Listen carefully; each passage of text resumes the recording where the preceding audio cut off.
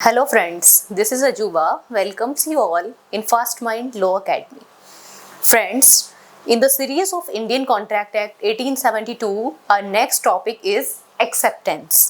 Friends, Indian contract act 1872 की series में हमने जो अपनी फर्स्ट वीडियो बनाई थी वो टॉपिक था हमारा प्रपोजल, जो कि हमारे channel fast mind law academy पर अपलोडेड है। इस टॉपिक को कवर करने से पहले आप उस वीडियो को एक बार ज़रूर देखें। So friends, move on to the topic. Our topic is acceptance. Friends, Indian contract act 1872 में ये टॉपिक बहुत ही इंपॉर्टेंट होने वाला है, जो कि LLB, LLM, सेमेस्टर एग्जाम्स और कॉम्पिटिटिव एग्जाम्स के लिए आपके लिए एक इम्पॉर्टेंट टॉपिक रहेगा। सो फ्रेंड्स, वीडियो में लास्ट तक बने रहें। चलिए स्टार्ट करते हैं। Friends, acceptance, Indian contract act 1872 में एक्सेप्टेंस को जो डिफाइन करा गया है वो सेक्शन 2 क्लॉज बी में करा गया है। डेफिनेशन को जब हम लिखेंगे आप इसकी आंसर राइटिंग उसी मैनर में करें जो कि ये बोर्ड पर आंसर राइटिंग है। Definition according to section 2 clause B, when the person to whom the proposal is made signifies his assent thereto, the proposal is said to be accepted. Friends, simple way में अगर हम बात करें तो इसका मतलब है कि जब हम किसी पर्सन को जिसको हमने प्रपोजल करा है, देखिए जब हम कोई कॉन्ट्रैक्ट एक्ट में जब हम दो पार्टीज पढ़ते हैं, एक होती है हमारी प्रपोजल करने वाला, एक होता है जो उसको एक्सेप्ट करता है, उसे कहते हैं हम ऑफरर या फिर ऑफरी। तो जिस पर्सन ने प्रपोजल करा है, जिस पर्सन को प्रपोजल करा गया है, जिस पर्सन को प्रपोजल करा गया है, अगर वो पर्सन उस प्रपोजल को एक्सेप्ट कर लेता है, उस पर अपनी एसेंट दे लेता है, तब उस प्रपोजल को कहा जाएगा कि वो प्रपोजल एक्सेप्टेड है। और हम इसी में ही क्या पढ़ते हैं, a proposal when accepted becomes a promise. जब वो प्रपोजल जो प्रपोजर ने करा था, जब वो एक्सेप्ट करा जाता है ऑफरी के द्वारा, तब वो प्रपोजल प्रॉमिस जब वो एक्सेप्टेंस प्रॉमिस बन जाता है। तो अब हम इसको सिंपली अगर हम देखें तो जो हमारी दो पार्टीज थी, पहली पार्टी ने किसी पर्सन ने कोई प्रपोजल करा किसी दूसरे पर्सन को, फिर जब वो प्रपोजल जिस पर्सन को करा गया था उस पर्सन ने उस पर अपनी एसेंट दी, तब उसे कहा जाएगा कि वो प्रपोजल एक्सेप्टेड है। जब वो प्रपोजल एक्सेप्टेड हो जाएगा तो वो बन जाएगा एक प्रॉमिस। ये थी इसकी डेफिनेशन। जो हम इस पर नेक्स्ट देखेंगे वो देखेंगे हम इसके एसेंशियल एलिमेंट्स। इन्हीं सीक्वेंस में आप ऊपर नीचे करके इन्हें लिख सकते हैं, लेकिन ये सारे पॉइंट्स आप अपने आंसर राइटिंग में जरूर डालें। देखिए फर्स्ट क्या है, acceptance must B absolute and unqualified. ये है कि एक्सेप्टेंस जो होना चाहिए वो एब्सोल्यूट होना चाहिए और अनक्वालिफाइड होना चाहिए। सिंपली अनक्वालिफाइड को आप अनकंडीशनल भी लिख सकते हैं।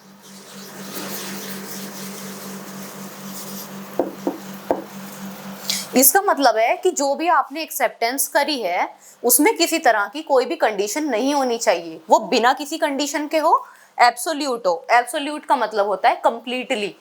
किसी तरह का ये नहीं है कि आपने पार्शियली उसको एक्सेप्ट करा हो, आप उसको कंप्लीटली एक्सेप्ट करें। जो नेक्स्ट है वो है एक्सेप्टेंस मस्ट बी कम्युनिकेटेड। जो हमने एक्सेप्टेंस करी है वो ऐसा नहीं है कि हमारी मर्जी में आ गया, हम साइलेंटली बैठे हैं, हमारा मन तो है कि हाँ हमने इस चीज को एक्सेप्ट कर लिया है, लेकिन हम वो बता नहीं रहे हैं, कम्युनिकेट नहीं कर रहे हैं, तब वो एक्सेप्टेंस नहीं मानी जाएगी। एक्सेप्टेंस कम्युनिकेट होनी चाहिए, और किस पर्सन के द्वारा होनी चाहिए, ये कम्युनिकेटेड बाय ऑफरी। जिसे ऑफर करा गया था वो पर्सन इसको कम्युनिकेट करेगा उस पर्सन को जिसने प्रपोजल करा था। Acceptance must be in prescribed mode और रीजनेबल मोड।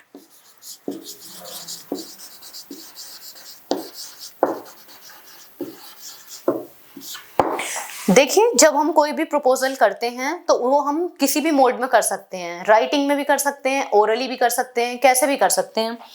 तो जिस मोड में अगर कोई कंडीशन उसने ऑफरर ने लगाई है कि हाँ आप इसी मोड में एक्सेप्टेंस करें, तब आप उसी प्रिस्क्राइब्ड मोड में अपनी एक्सेप्टेंस दें। और अगर उसने कोई भी कंडीशन या कोई भी प्रिस्क्राइब्ड मोड नहीं बताया है, तब आप रीजनेबल मोड में उसको एक्सेप्ट करेंगे। Acceptance must be made in reasonable time. देखिए इसका ये है कि अगर आपको कोई ऑफर करा गया है तो ये नहीं है कि आप उसको साल, 2 साल, 3 साल, कभी तक के लिए भी आप उसे लेकर बैठे हैं। जो उसकी एक्सेप्टेंस है आप उसको रीजनेबल टाइम में करें, और या फिर अगर कोई टाइम पीरियड फिक्स करा गया है तो आप उस पर्टिकुलर टाइम पीरियड में उस पर अपनी एक्सेप्टेंस दें। Acceptance must not precedes an offer. देखिए इसका मतलब ये है कि जब हम अपना इंडियन कॉन्ट्रैक्ट एक्ट देखते हैं उसमें एक प्रॉपर सीक्वेंस होता है। सबसे पहले क्या होता है, एक प्रपोजल करा जाता है, प्रपोजल के बाद ही एक्सेप्टेंस करा जाएगा। अगर कहीं कोई चीज सेल आउट नहीं हो रही है, किसी ने कोई ऑफर ही नहीं करा है, तब आप उसको कैसे एक्सेप्ट करेंगे। इसलिए ये एसेंशियल एलिमेंट है कि पहले ऑफर होना चाहिए, ऑफर के बाद ही एक्सेप्टेंस होनी चाहिए। Acceptance must be given by the person to whom offer is made. देखिए जनरली क्या होता है, जिस पर्सन को ऑफर करा गया है, ये रूल होता है जनरल कि वही पर्सन उस पर अपनी एक्सेप्टेंस देगा। लेकिन अगर कोई दूसरा पर्सन उस पर अपनी एसेंट या कंसेंट देना चाहता है तो केवल जब ही दे सकता है जब ऑफरर ने उसको ऐसा करने के लिए अपनी परमिशन दे दी हो या फिर अलाउ कर दिया हो। Rejected offer can be accepted only on the renewal. देखिए जब हम ऑफर करते हैं तो वो रिजेक्ट भी हो जाता है किसी रीजन की वजह से। तो जब अगर कोई ऑफर रिजेक्ट हो चुका है तब उस रिजेक्टेड ऑफर को हम केवल रिन्यूअल पर ही उसको एक्सेप्ट कर सकते हैं। अगेन दोबारा से फिर से प्रपोजल करना पड़ेगा, देन उसी के बाद हम एक्सेप्टेंस कर सकते हैं। तो फ्रेंड्स डेफिनेशन और इसेंशियल एलिमेंट्स ये एक्सेप्टेंस के हम देख चुके हैं। देखिए फ्रेंड्स मैं आप लोगों को बताऊं, फर्स्ट माइंड लॉ अकेडमी में हम लोग अपनी सेमेस्टर की क्लासेस स्टार्ट कर रहे हैं। एलएलबी के लिए, बीएलएलबी के लिए, एंट्रेंस एग्जाम्स जो एलएलएम के लिए होते हैं, क्लैट्स के लिए होते हैं, लॉ से रिलेटेड जो एग्जाम्स होते हैं उनके लिए हम तैयारी कराएंगे। तो ऑफलाइन मोड में आप हमसे जुड़ सकते हैं फर्स्ट माइंड लॉ अकेडमी में। और जब आप हमसे कांटेक्ट करेंगे तो एक बहुत ही अफोर्डेबल फीस पर हम आप लोगों को सभी लेक्चर्स प्रोवाइड कराएंगे। तो फ्रेंड्स आप हम लोगों से कांटेक्ट करें। तो चलिए अब अपने टॉपिक की तरफ बढ़ते हैं। फ्रेंड्स एक्सेप्टेंस की डेफिनेशन और इसेंशियल एलिमेंट्स देखने के बाद अब हम मूव करते हैं कम्युनिकेशन ऑफ एक्सेप्टेंस। देखिए जब आप इंडियन कॉन्ट्रैक्ट एक्ट 1872 के बेयर एक्ट में देखेंगे तो सेक्शन नंबर 4 में आपको ये मिलेगा, कम्युनिकेशन ऑफ एक्सेप्टेंस। जब आप अपनी आंसर राइटिंग करें तो प्रॉपर्ली आंसर राइटिंग करेंगे, क्योंकि डेफिनेशन और इसेंशियल एलिमेंट बस सफिशिएंट नहीं होते सेमेस्टर आंसर राइटिंग में।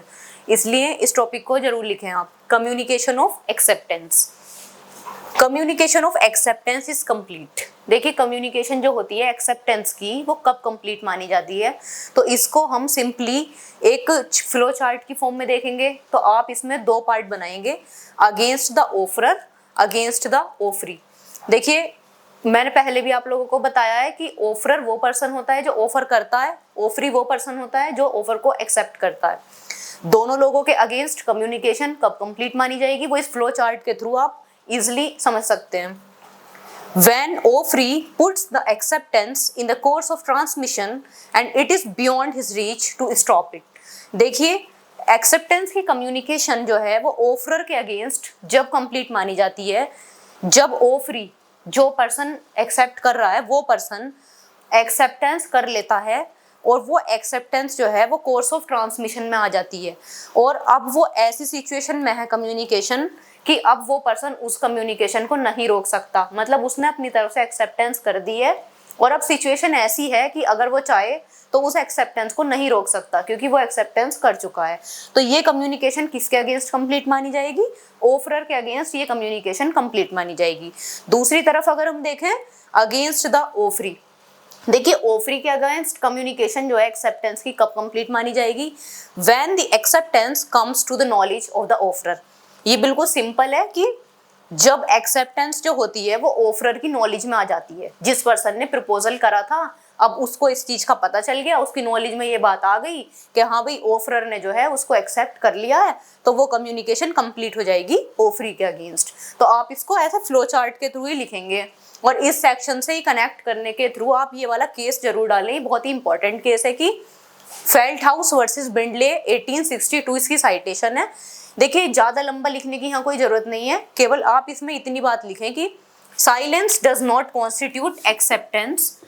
ये इसके साथ इसलिए जाएगा क्योंकि अगर आपको कोई प्रपोजल करा है और आप उस प्रपोजल पे एग्री तो करते हैं लेकिन आप साइलेंट रहते हैं, आप उस पर किसी तरह से कोई रिएक्शन नहीं करते, उसे एक्सप्रेसली एक्सेप्ट नहीं करते हो, तो वहां पर एक्सेप्टेंस की कंडीशन पूरी नहीं होती है। तो silence does not constitute acceptance, इसका मतलब क्या है कि वो कम्युनिकेट होना चाहिए। ये केस इसके साथ आप लिखें। नेक्स्ट देखेंगे हम रिवोकेशन ऑफ एक्सेप्टेंस। देखिए अब आता है क्वेश्चन कि क्या हम एक्सेप्टेंस को रिवोक भी कर सकते हैं, मतलब अगर हमने एक बार एक्सेप्टेंस कर दी है तो क्या हम उसे तोड़ सकते हैं, कैंसिल कर सकते हैं। देखिए कैंसिलेशन भी है इसका वर्ड। अगर आपने एक बार एक्सेप्टेंस कर दी है, आप उसको रिवोक कर सकते हैं या नहीं, ये बताएगा आपको section number 5 of Indian contract act 1872। Revocation of acceptance is valid before the acceptance comes to the knowledge of the offeror. देखिए जो रिवोकेशन है, ये जो कैंसिलेशन है एक्सेप्टेंस का, वो जब तक वैलिड है, वो जब तक माना जाएगा, वो जब तक लीगल माना जाएगा, before acceptance comes to the knowledge of the offeror. जो एक्सेप्टेंस की बात है ये ऑफरर की नॉलेज में ना आए, उसकी नॉलेज में आने से पहले पहले जो है ये हो जाएगा रिवोकेशन। अगर ये बात कि हाँ ये ऑफरी ने जो है प्रपोजल को एक्सेप्ट कर लिया है, ये बात अगर ऑफरर की नॉलेज में आ जाती है, तब एक्सेप्टेंस को रिवोक आप नहीं कर सकते। देखिए फॉर एग्जाम्पल सिंपली हम देखेंगे, अगर मैं ये मार्कर को सेल आउट करना चाहती हूँ, मैंने इसके लिए कोई प्रपोजल करा कि 10 रुपीज़ में मैं ये मार्कर सेल आउट करना चाहती हूँ। एक पर्सन बी है जो इस ऑफर को एक्सेप्ट कर रहा है, उसने बोला कि ठीक है मैं इस मार्कर को इतनी जितने पैसे आपने बताए इसमें ही मैं खरीदने के लिए एग्री हूँ। उसने ये बात एक्सेप्ट करी और उसने ये बात मुझे कम्युनिकेट भी कर दी, ये बात मेरी नॉलेज में आ गई कि हाँ बी पर्सन इसको लेने के लिए एग्री करता है। तब अब वो इसको रिवोक नहीं कर सकता क्योंकि वो नॉलेज में आ चुका है मेरी कि हाँ वो पर्सन उस पर एक्सेप्टेड है। तो फ्रेंड्स जब हम एक्सेप्टेंस का टॉपिक देखते हैं तो आप जब इसकी आंसर राइटिंग करें प्रॉपर्ली तो पहले इसकी डेफिनेशन देंगे अकॉर्डिंग टू सेक्शन 2B, उसके बाद जो भी उसके एसेंशियल एलिमेंट्स हैं प्रॉपर्ली उसको लिखेंगे। उसके बाद एक्सेप्टेंस की कम्युनिकेशन कब कंप्लीट मानी जाती है, दोनों पार्टीज को लिखेंगे आप उसमें, ऑफरर के अगेंस्ट भी और ऑफरी के अगेंस्ट भी। उसके बाद सेक्शन नंबर 5 के अकॉर्डिंग हम देखेंगे कि एक्सेप्टेंस को हम कैसे रिवोक कर सकते हैं। तो फ्रेंड्स हमने अपने सारे टॉपिक कवर कर लिए हैं। इसी सीरीज में आप अपने आंसर राइटिंग को करेंगे तो आप एक बेटर स्कोर अचीव कर सकते हैं। और फ्रेंड्स ऑफलाइन क्लासेस को आप जरूर ज्वाइन करें, आपके लिए बहुत ही बेनिफिशियल होने वाली हैं वो। फास्ट माइंड लॉ अकेडमी के साथ आप बने रहें। आने वाली जितनी भी वीडियोस होंगी वो सभी यूजफुल वीडियोस रहेंगी आप सभी के लिए, इसलिए आप हमारी वीडियोस में अपनी कंटिन्यूटी बनाए रखिए। हमें लाइक और वीडियोस को देखने के लिए thank you so much. So friends मिलते हैं अब अपनी नेक्स्ट वीडियो में। Bye bye.